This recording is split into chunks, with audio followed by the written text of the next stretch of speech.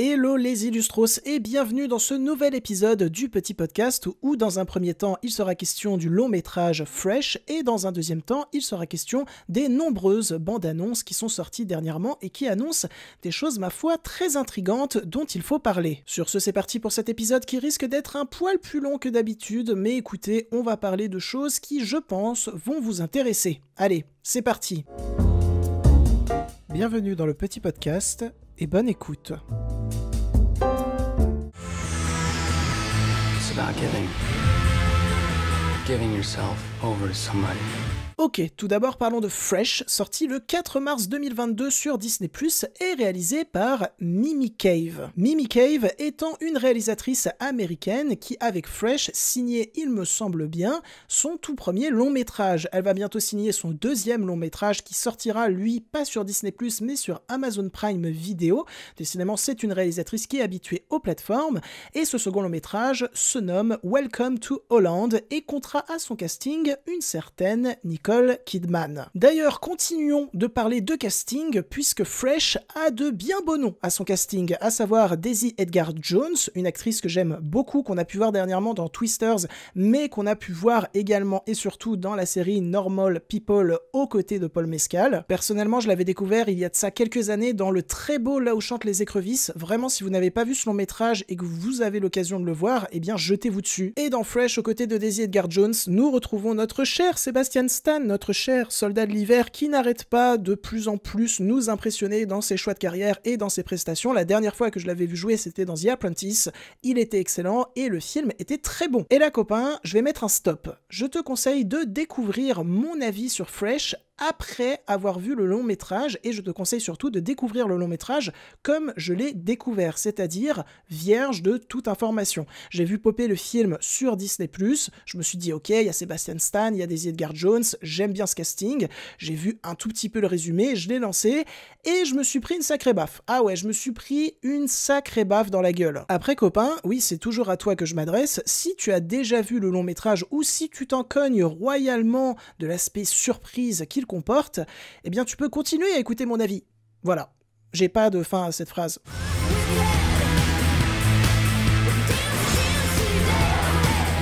Alors, Fresh, qu'est-ce que ça raconte ? Ça raconte donc l'histoire du personnage interprété par Daisy Edgar-Jones, à savoir Noah, qui va manger le steak frites le plus particulier de sa vie. Non, allez, trêve de plaisanterie, voici le réel résumé du long métrage. Noah fait la connaissance de Steve dans une épicerie. Refroidie par les applications de rencontre, elle accepte sur un coup de tête de lui donner son numéro. Après un premier rendez-vous, elle tombe sous le charme de cet homme très séduisant et accepte de partir avec lui en amoureux le temps d'un week-end. Elle va vite découvrir que son nouvel amant a un appétit insatiable et peu commun. Ouais, non, en vrai, le premier résumé où je parlais d'un steak frites très particulier, je teasais bien ce dont parlait le film, en vrai. Bon, on va se mettre d'accord tout de suite, Fresh, c'est très bien. C'est extrêmement malin comme long métrage, mais je vais construire mon avis en essayant de vous expliquer ce que j'ai vécu lors du visionnage de ce long métrage. Bon, comme je l'ai dit plus haut, j'ai découvert le long métrage totalement vierge d'informations. Enfin, presque. J'avais juste les noms du casting et un résumé Disney+, mais qui dit résumé Disney+, dit résumé extrêmement vague. Je suis désolé Disney+, vos résumés sont vraiment nazes, mais pour le coup, eh bien là, c'était positif qu'il soit naze parce que j'ai eu v'là la surprise durant mon visionnage. C'est-à-dire que durant les 30 premières minutes du long métrage, j'étais pas vraiment fan de ce que je regardais. Je trouvais ça joliment fait, mais je trouvais surtout que c'était une histoire d'amour très à l'eau de rose qui empilait cliché sur cliché. Et puis alors, niveau cliché, ça y va les cocos, hein, parce qu'il y a même la séquence dans un bar où les deux amoureux discutent, et puis ils rigolent, et puis on n'entend plus ce qu'ils disent, et puis il y a une musique romantique par-dessus le tout. Voilà, on en était à ce niveau-là de cliché, donc j'étais un petit peu inquiet honnêtement sur la suite du long métrage, mais arrive le titre du film. J'ai rarement vu ça. Le titre du film et même le générique du film arrive, j'ai regardé, au bout de 33 minutes. J'ai jamais vu ça. Honnêtement, j'ai jamais vu ça. C'est sûrement présent dans d'autres longs métrages, mais personnellement, je n'ai jamais vu ça. Et c'est déjà extrêmement malin en termes de mise en scène de faire ça. Parce que dans un long métrage, bien entendu que c'est important la manière dont tu dis bonjour à ton spectateur et la manière dont tu lui dis au revoir. Il y a des séquences d'introduction de long métrage qui sont très importantes pour la suite, et il y en a qui sont banales. banale, mais qui reste bonne.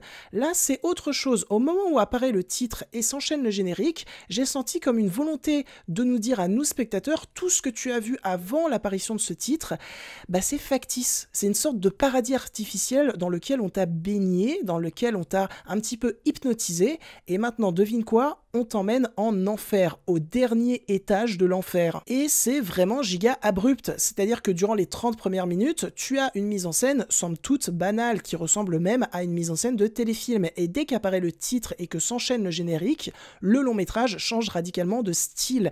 Il te fout le tournis. Fresh, c'est un long métrage qui ose te mentir durant ses 30 premières minutes, sachant que le long métrage dure 1h50. On peut aimer ça, on peut ne pas aimer ça.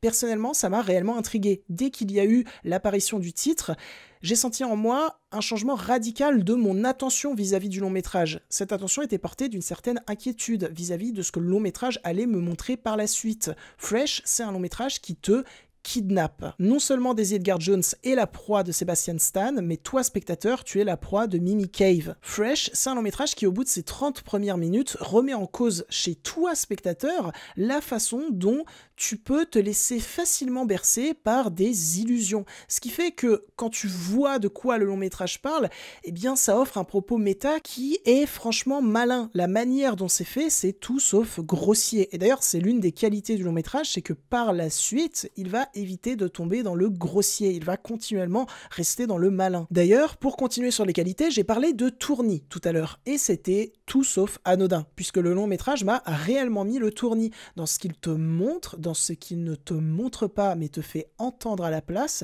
mais également dans des plans qui, eux, souhaitent radicalement te mettre le tournis. Vraiment, par moment, Fresh, c'est un peu The Substance avant l'heure, honnêtement. Et c'est très appréciable, puisqu'il y a un vrai savoir-faire à la technique dans ce long métrage. C'est indéniable comme le fait que la mise en scène est assez passionnante à suivre, tant elle tente des choses risquées, mais qui, dans leur conclusion, vont te satisfaire, puisque le tout est calculé extrêmement précisément pour accompagner le tournis de la détresse du personnage de Daisy Edgar Jones. Un tournis de la détresse que tu te mets à ressentir toi aussi, spectateur. Il y a pas mal de moments où, quand le personnage de Daisy Edgar Jones avait la gerbe, bah j'avais la gerbe aussi. Et c'est assez rare qu'un long métrage me procure la gerbe, honnêtement. Et encore une fois, c'est vachement malin, parce que quand on prend Fresh dans sa globalité, c'est un long métrage horrifique qui n'est pas tant graphique que ça comparé à d'autres, notamment The Substance que j'ai cité un petit peu plus haut. Tout est constamment dans le jeu de cette mise au point balbutiante. Le film, visuellement, sonne comme s'il avait été entièrement tourné au travers d'un verre rempli d'eau. Et là, je parle de mise en scène, mais à l'écriture, le film est également extrêmement malin et surtout extrêmement marquant. Je me rappellerai pendant un bon bout de temps de cette scène vers le milieu du film où Sebastian Stan et Daisy Edgar Jones sont dans la cuisine et Sebastian Stan livre un monologue sur pourquoi il fait ce qu'il fait, qu'il te parle de toute la communauté absolument dégueulasse et silencieuse qu'il a derrière lui, qui le pousse à faire ses actes, et que en même temps, il explique que s'il fait ça, c'est pas forcément parce qu'on le pousse à le faire, c'est aussi peut-être parce qu'il kiffe faire ça. Il y a une sorte de flou qui est très angoissant dans cette séquence, et en plus de ça, elle est extrêmement bien jouée. Aussi, pour continuer sur l'écriture, et après je passe au casting, je le trouve encore une fois très malin et très efficace, puisque ce genre de long métrage, avec des concepts très très forts, il y en a une pelletée, et par moment, c'est le concept qui prime, les personnages passent un petit peu à la trappe.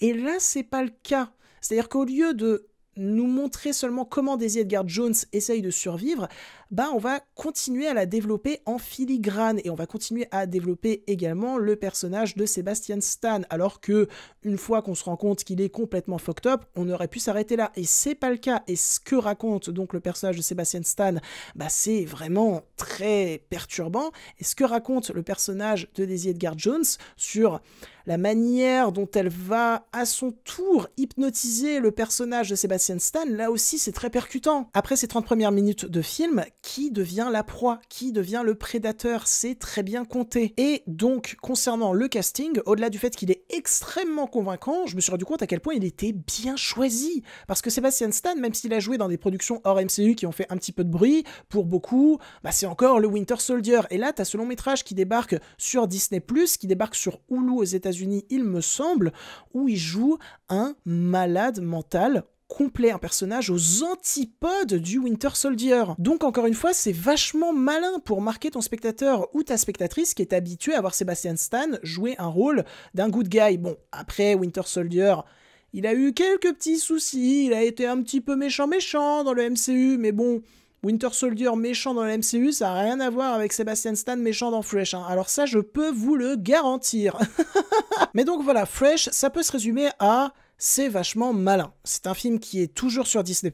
Je ne suis pas payé par Disney+, pour dire ça, rassurez-vous, mais le film est donc toujours sur Disney+, dans la collection Searchlight. Je vous invite vivement à le découvrir si vous ne l'avez pas encore vu. J'espère que vous n'avez pas écouté cette partie si vous ne l'avez pas encore vu, parce que vous vous êtes gâché pas mal de surprises, mais bon, c'est pas grave. J'espère, dans ce cas-là, vous avoir au moins donné envie de découvrir Fresh. Maintenant, on parlait de Sebastian Stan, MCU... Oh, le MCU a droppé 2 nouvelles bandes annonces. Eh bah, si on en parlait...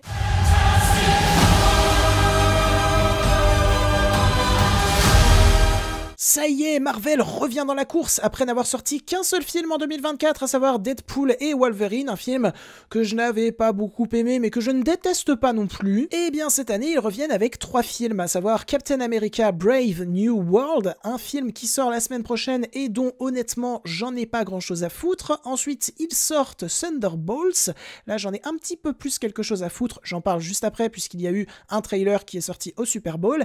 Et enfin, face à Jurassic World Rebirth et également Superman en juillet, Marvel revient avec les 4 Fantastiques, premier pas. Et j'en ai quelque chose à foutre. Alors, ça peut peut-être étonner des vieux de la vieille sur cette chaîne, puisque ces vieux de la vieille, eh bien, ils savent que je n'ai pas toujours été très tendre avec le MCU.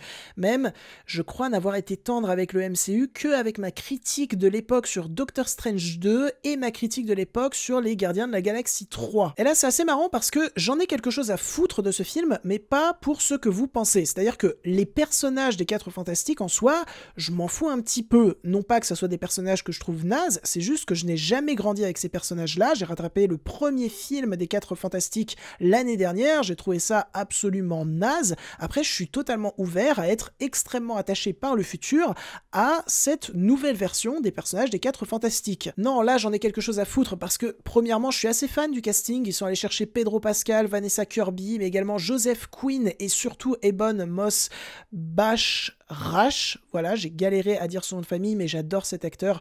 Voyez The Bear. Il joue dedans, et The Bear est l'une des meilleures séries de tous les temps. Et j'en ai quelque chose à foutre également parce que, à la mise en scène, c'est Matt Shakman qui s'est chargé de la série WandaVision, qui était une série, ma foi, extrêmement sympathique. Alors je vais dire un truc que je dis jamais normalement pour les séries Marvel, mais WandaVision, c'est une série que je reverrai avec grand plaisir. Mais vraiment avec grand plaisir, je trouvais ça extrêmement ludique, extrêmement amusant, parfois touchant. Non, vraiment, j'ai confiance en Matt Shakman pour la mise en scène des 4 Fantastiques. Mais j'ai confiance notamment en l'un des scénaristes des 4 Fantastiques, à savoir Joss Friedman, qui bosse actuellement sur les films Avatar, qui a notamment bossé sur Avatar 2. Et je vous rappelle que Avatar 2, c'était mon film préféré de 2022. Non, et puis ce qu'on voit en termes de visuel dans la bande-annonce, ça promet quelque chose de fort appréciable. Déjà en termes d'effets spéciaux, c'est plutôt pas mal. Ça peut être amélioré, mais c'est plutôt pas mal. Mais je suis assez fan également de l'aspect photographie, je suis assez fan de la direction artistique, qui a l'air de vraiment détonner par rapport aux autres directions artistiques vraiment insignifiantes des films Marvel Studios. Et puis j'adore le design de la chose également. Non, vraiment, les 4 Fantastiques, j'en ai quelque chose à foutre. Pas pour ce que vous croyez, mais j'en ai quelque chose à foutre et j'espère que ça sera bien.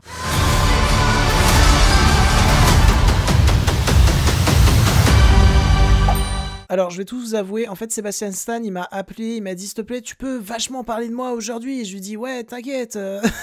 Mais donc, voilà le 3e trailer de Thunderbolts, un long métrage, je suis désolé, hein, mais dont de base, j'en ai pas grand chose à foutre, puisqu'il contient des personnages qui ne me racontent pas vraiment des choses intéressantes depuis qu'ils sont là dans le MCU, puisqu'ils viennent du film Black Widow que j'avais détesté, ou du film Ant-Man and the Wasp, qui était moyen sans plus. Mais j'irai le voir, parce que je suis fan de Sebastian Stan, j'aime bien son personnage de Bucky, ses évolutions, ses interactions avec d'autres personnages du MCU, et puis j'irai le voir également parce que de tous les trailers que Marvel Studios a sortis en 2025, je trouve que c'est le plus beau en termes de photographie. Il y a l'air d'avoir un véritable effort sur la lumière, ce qu'elle amène dans le cadre. Je suis vraiment très étonné. Et ouais, je trouve même cette photographie de Thunderbolts plus jolie que celle des 4 Fantastiques. Et déjà, celle des 4 Fantastiques, je la trouve vraiment appréciable. Mais ouais, toutes ces teintes bleutées en même temps très froides et très vivantes, la manière dont elles sont découpées dans les cadres, non, ça m'intéresse vraiment en termes de photographie Thunderbolts.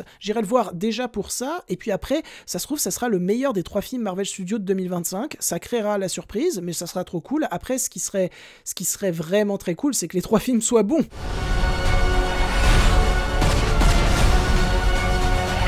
We put ourselves in a place we don't belong.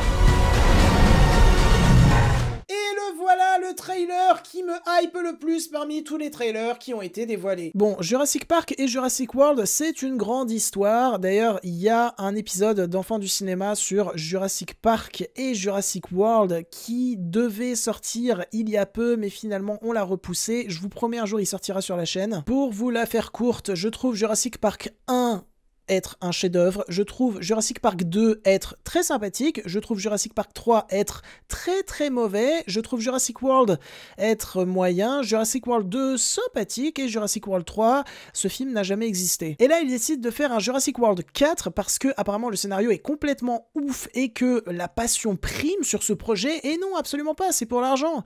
C'est pour l'argent, les Illustros, c'est pour l'argent. Mais écoutez, au vu des premières images, pour un film qui pue autant le « Ah, on aime bien la thune »,« Ah, on l'aime bien »,« Ah, on l'aime bien quand même », écoutez, les images sont quand même vraiment pas mal. Je dirais même plus, elles ont sacrément de la gueule. Déjà parce que c'est le retour de la couleur à Hollywood. Et ça s'était fait extrêmement rare. Mais également parce que dès les premières images du trailer, on retrouve ce gigantisme très bien travaillé, qui est très cher à Gareth Edwards, le réalisateur, qui a réalisé Monsters, Godzilla, Rogue One, A Star Wars Story, The Creator. Et puis je sais pas, ce film pue le fan de Jurassic Park, de Star Wars, d'Indiana Jones, d'Alien. Il y a l'air d'avoir plein de références, mais comme il y avait plein de références dans les précédents films de Gareth Edwards, et à chaque fois c'était bien géré, ça racontait quelque chose de nouveau qui était intéressant. Donc moi je suis rassuré avec ce trailer honnêtement, alors que de base le projet j'y croyais pas du tout. Et puis le film me hype également parce qu'il y a Scarlett Johansson qui est une actrice que j'aime beaucoup et je suis trop content de la voir rentrer dans l'univers Jurassic Park. Il y a également Jonathan Bailey, mais il y a également Mahershala Ali qui va enfin pouvoir jouer dans un film. Le pauvre, il est tellement bloqué avec la production de Blade. Oh, quel enfer la production de Blade. Est-ce que cet enfer va avoir une fin un jour ? Vous pensez ? Moi je pense pas. Non, vraiment, j'en avais rien à péter de base de ce 4e Jurassic World, mais force est de constater avec ces premières images qu'il y a de la couleur, qu'il y a du gigantisme, qu'il y a une mise en scène qui a l'air véritablement bien pensée pour être impressionnante et divertissante. Et il y a aussi un casting qui m'intéresse. J'ai confiance en ton film, Gareth, ne me déçois pas. Non, et puis en plus, ils vont adapter une scène du premier bouquin qui n'avait pas pu être adaptée dans le premier film, à savoir une scène où le T-Rex est sous l'eau. Les images sont dans la bande-annonce, elles promettent du grand spectacle. Gareth, ne me déçois pas. Si tu me déçois, Gareth, je vais rien faire. Je vais juste dire que ton film est pas ouf. Voilà. Inquiet ou pas, Gareth ? Et donc voilà, c'en est tout pour cet épisode du petit podcast. Je n'ai pas parlé en détail du court teaser de Mission Impossible 8 parce que, en vrai, il dévoile pratiquement rien de nouveau par rapport au trailer. Juste, j'ai trop hâte de voir ce film. Je n'ai pas parlé en détail également du court teaser de Lilo et Stitch live action parce que j'en ai rien à foutre de ce film. J'en ai vraiment de plus en plus rien à foutre des remakes live action Disney. J'ai même pas vu le dernier, Mufasa. Vraiment, qu'est-ce qu'ils sont inintéressants ces films.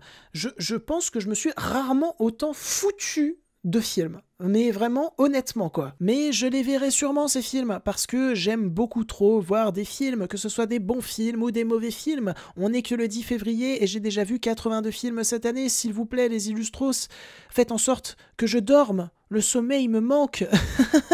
Bref, j'espère que cet épisode vous aura pu intéresser et diverti. Si c'est le cas, n'hésitez pas à le liker, le commenter, le partager et pourquoi pas à vous abonner à la chaîne. Et oui, ça fait toujours plaisir, un petit abonnement. Mes réseaux se trouvent en description. N'hésitez pas à aller me suivre dessus car je suis très présent. Sur ce, je m'en vais côtoyer d'autres univers et je vous dis salut. Voilà, c'est la fin. je vous dis salut, et après je passe une musique que j'aime bien. Voilà. Salut. La luz entra en tu casa.